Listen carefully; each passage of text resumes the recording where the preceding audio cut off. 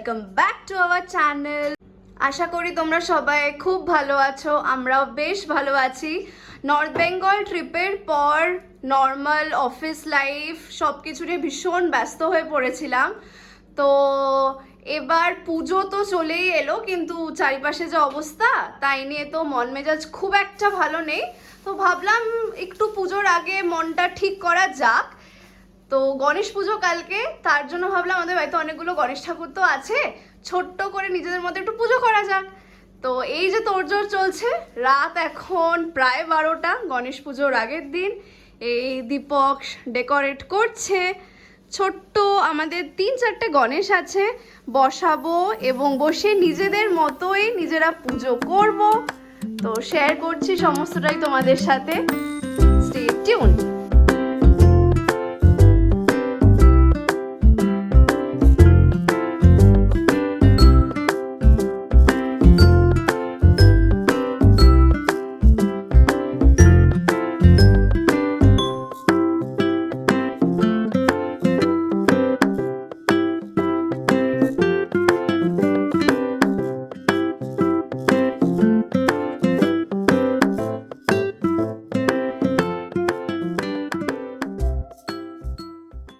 আমাদের ছোট্ট দুই গণেশ দাদা বসে আছে রেডি। আমাদের ডেকোরেশন খুব সিম্পল একটা ডেকোরেশন করেছি, এত রাতে যেইটুকু পসিবল হয়েছে সেইটুকুই করেছি। দেখতে কিন্তু কিউট লাগছে। হ্যাঁ, ডেকোরেশনের অনেক চেঞ্জেস করতে হয়েছে, কারণ আমরা যতবারই এখানে ফুল লাগানোর চেষ্টা করছিলাম, তোমরা দেখছিলে এখানে আমরা ফুল লাগাচ্ছিলাম, ততবারই ফুলগুলো খুলে পড়ে যাচ্ছিল। তাই জন্য ডেকোরেশনটা একটু চেঞ্জ করে এরমভাবে সাজানো হলো। জানিও কিরম লাগছে। এই হচ্ছে লাড্ডুর ট্রে সাজানো।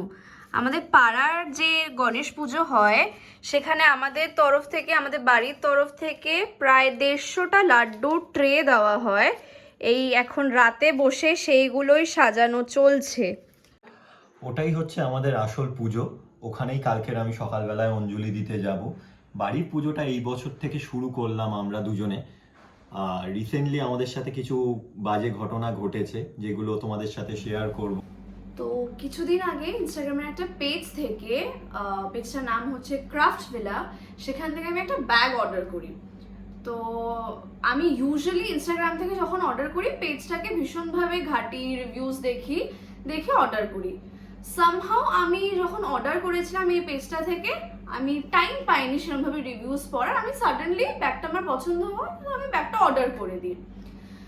স্টিল আমি সিওডি করি, ক্যাশ অন ডেলিভারি করি, বিকজ সামহাও আমার কোথাও না কোথাও একটু ক্লিক করছিল যে মেবি কিছু আছে প্রবলেম পেজটাতে। বাট ব্যাগটা আমার প্রচন্ড পছন্দ হয়েছিল, অনেক দিন ধরে আমি চাইছিলাম এই ব্যাগটা, তো আমি অর্ডার করে দিই। যখন আমার কাছে ডেলিভারি আসে, এটা ডেলিভারিটা কিন্তু ই কার্টের থ্রু দিয়ে হয়েছিল। তো যখন ডেলিভারিটা আসে আমার কাছে, আমার ব্যাগের মানে পার্সেলটা দেখে আমার ভীষণ ডাউটফুল মনে হয়। বাট স্টিল আমি ওটাকে অ্যাকসেপ্ট করতে চাই না ফার্স্ট টাইম। বাট ফ্লিপকার্টের ছেলেটা বলে না, এটা সিওডি আছে, হ্যাঁ সরি ই কার্টের ছেলেটা বলে থাকে যে অ্যাকসেপ্ট করতেই হবে, যেহেতু এটা সিওডি এবং ওদের নাকি আগে থেকে পেমেন্ট করে দেওয়া অলরেডি ভেন্ডারটাকে, তো আমাকে অ্যাকসেপ্ট করতেই হবে। তো ঠিক আছে, আমি আর কথা না বাড়ি অ্যাকসেপ্ট করলাম। যে যখন আমি খুললাম পার্সেলটা, খুলে যা দেখলাম, মানে দেখে আই ওয়াজ শকড কিভাবে স্ক্যাম করছে অ্যান্ড মানে কিভাবে লোককে ঠকাচ্ছে মানুষ। Just news paper, bunch of news paper, তার সাথে হ্যাঁ একটা ফুটপাতের হয়তো কেনা 20-25 টাকার একটা ব্যাগ র্যাপ করে সেটাকে সুন্দর করে আমার হাতে ডেলিভার করা হয়েছে। এবং যখন পেজটাকে ট্র্যাক করার চেষ্টা করলাম, পেজটা জাস্ট হাওয়া নেই ইনস্টাগ্রামে। আর সেটার একটা ভিডিও ক্লিপ আমাদের কাছে রয়েছে, সেটাও সেটা আমরা শেয়ার করে দেব। জানি এটা কি এসছে ভাই, এটা কি এটা দেখো, আমি বুঝতে পারবো না কত প্রাইস দিবে। এসছেটা কি? What the hell? What the hell? কত প্রাইস দিবে? পেপার?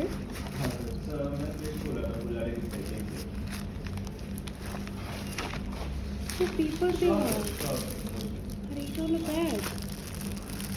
আর এই ঘটনাটা ঘটার ঠিক 3 দিন আগে আমার কাছে একটা আননোন নাম্বার থেকে কল আসে। কল করে বলা হয় আমি এইচপি গ্যাসের অফিস থেকে বলছি, এবং বলা হয় যে আমার যে এইচপি গ্যাসের যে সাবসিডি প্রত্যেক মাসে দেওয়া হয় সেই সাবসিডিটা আমি পাচ্ছিলাম না, সামহাও পাচ্ছিলাম না। আর আমি সেটাকে নিয়ে বেশি মাথাও ঘামাচ্ছিলাম না যে ঠিক আছে আসছে না, থাক, আসতে হবে না।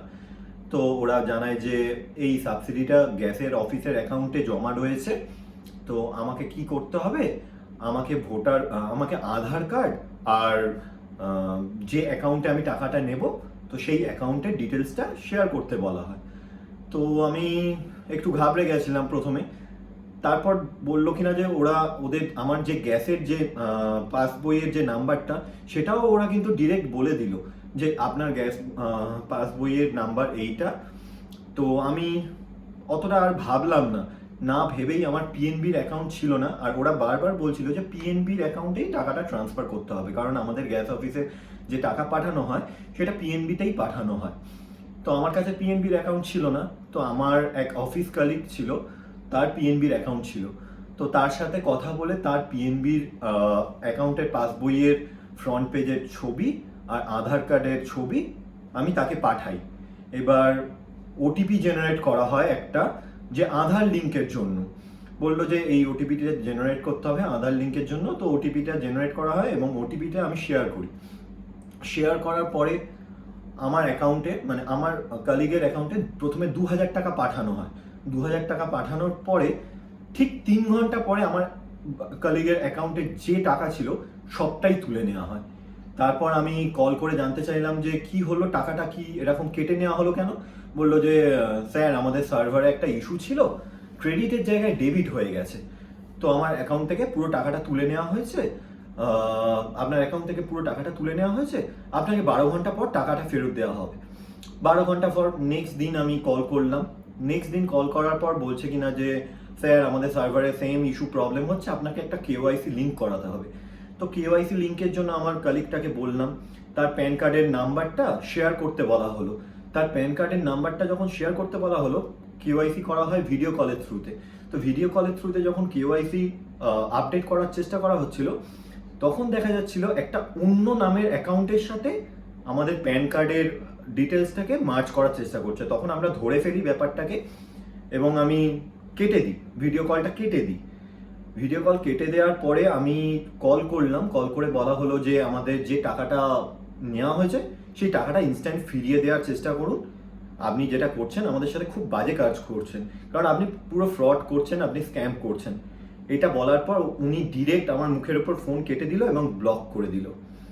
জানি না এটা জিডি করা হয়েছে, জিডি তো আমরা করেছি, জিডি করেছি।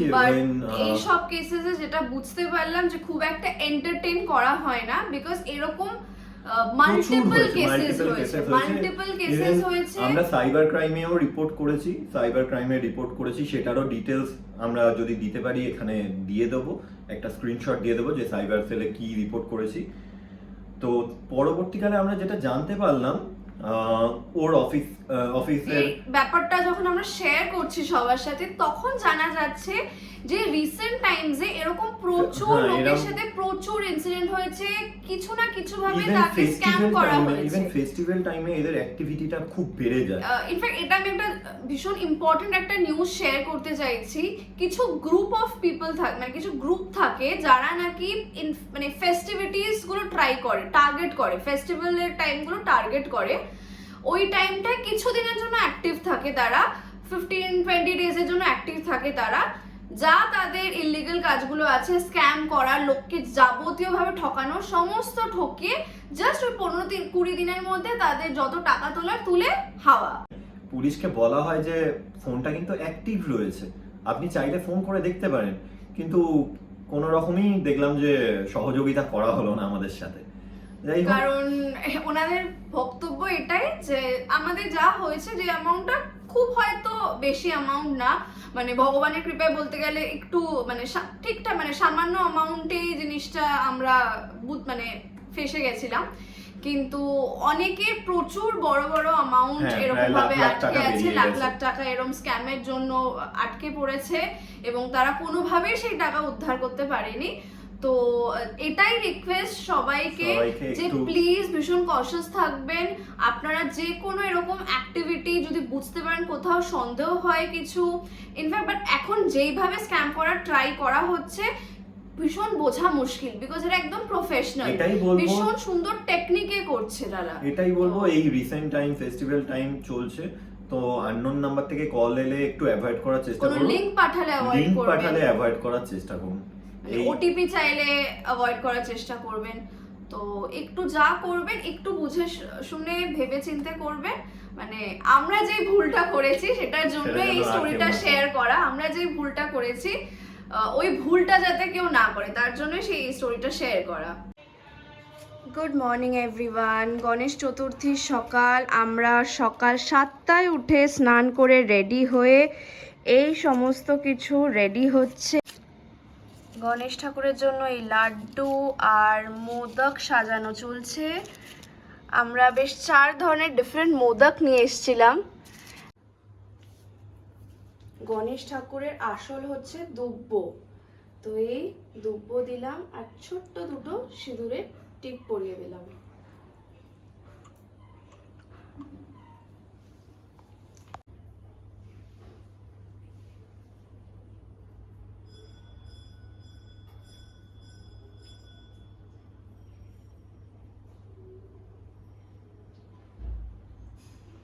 পুজো শেষ, আমাদের নিজেদের মতো করে করা ছোট্ট গণেশ পুজো শেষ।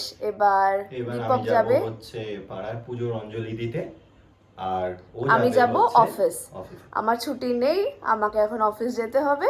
বাকি সমস্তটাই শেয়ার Share করব। করা হবে। দীপক যখন যাবে অঞ্জলি দিতে ও সেটাও তোমাদের share সাথে করব। সমস্তটা শেয়ার করবে।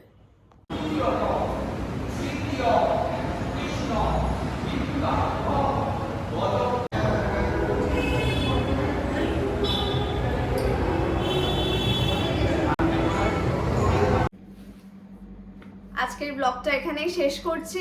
সকালে গণেশ পুজো করেছিলাম আমরা, ছোট্ট করে শেয়ার করেছিলাম আপনাদের সাথে। এই যদি সেই গণেশ পুজোর মোদক দিয়ে শেষ করছে দিনটাকে।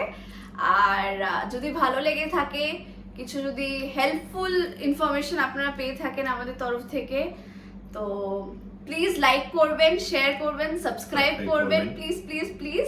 অ্যান্ড আজকের জন্য tata, good night. Good night.